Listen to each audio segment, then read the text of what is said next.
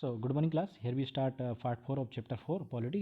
हम बात करेंगे प्रेसिडेंट के बारे में। प्रेसिडेंट क्या होता है? प्रेसिडेंट भाई the prime minister is head of the government, president is the head of state. मतलब जो इंडिया का हेड है वो कौन है? प्रेसिडेंट है। In our political system head of state is exercise only a nominal power. हमारे पास जो है स्टेट का जो हेड है वो उसके पास कुछ ही बेसिक पावर हैं जो नॉमिनल पावर हैं comparative to prime minister. The president of India is like queen of Britain.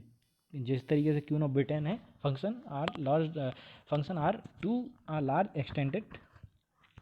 सो अब यहाँ पे देखो क्या होता है, जो प्रेसिडेंट का इलेक्शन कैसे होता है। प्रेसिडेंट का इलेक्शन क्या होता है? देखो, आप प्रेसिडेंट नहीं इलेक्ट करते। प्रेसिडेंट को इलेक्ट कौन करता है? आपके एमपी। आपने किसको? मेंबर ऑफ पार्लियामेंट को चुन लिया, ठीक है। और लेजिस्लेटिव असेंबली जो विधायक होते हैं, आपको इसको बोलते हैं सांसद, इसको बोलते हैं विधायक। आपने इनको चुन लिया, अब ये मिलकर किसको चुनेंगे? प्रेसिडेंट को। तो आप डायरेक्टली नहीं चुनते बस, लेकिन इनडायरेक्टली आपके ही जो रिप्रेजेंटेटिव होते हैं वो प्रेसिडेंट को चुनते हैं, ठीक है। President can never kind of directly popular mandated. जो इतना ज़्यादा हमारे यहाँ प्रेसिडेंट का जो पोस्ट है उतना ज़्यादा पॉपुलर नहीं है। Can never climb that kind of directly mandated that the prime minister can this ensure that she remain only a nominal executive. The same is true of the power of president. Okay, all the appointment made in India made in the name of president. जो भी कानून बनेंगे, जो law बनेंगे, ये आपके लिए very very important है। कौन कौन सा इंस्टीट्यूशन है? अगर जुडिशियरी नहीं होगी तो सारी चीज़ें गड़बड़ा जाएंगी। If there was nothing like Supreme Court in country, some question दिए हुए हैं इसमें बीच में आपके पास।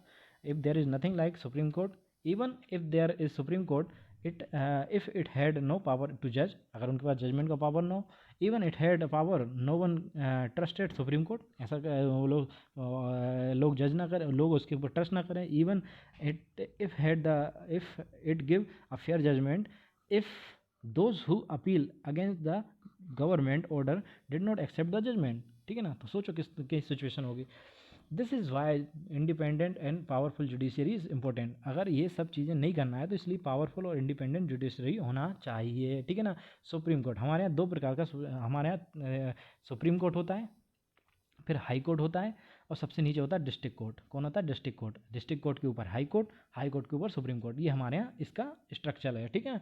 अब ये क्या करता है?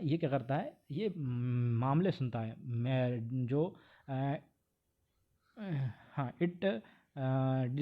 It's decision and bringing the all the court and it can be take dispute. किस किस के बीच में? Between the citizen and country, एक सिटीजन और कंट्री के बीच में, सिटीजन और गवर्नमेंट के बीच में, बिटवीन टू स्टेट के बीच में, between government and union of state के बीच में।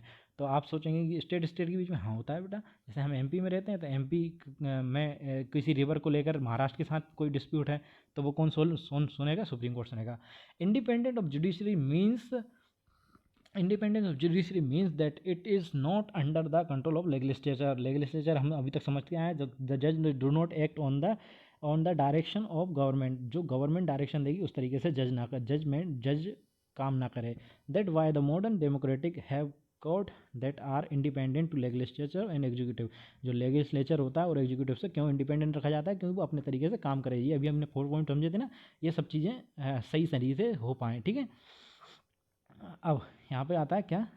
Next point, the president on the advice of prime minister in consultation with chief justice of supreme court. In practice it means now the senior judge of supreme court selected a new judge.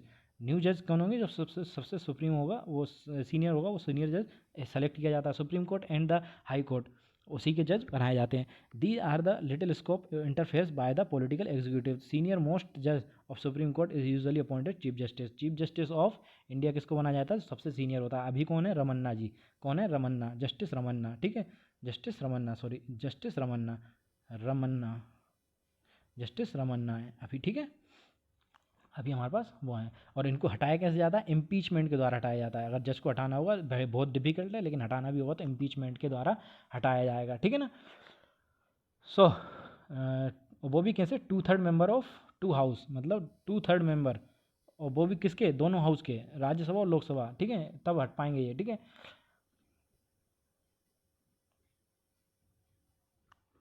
क्या पढ़ाऊँगा मैं?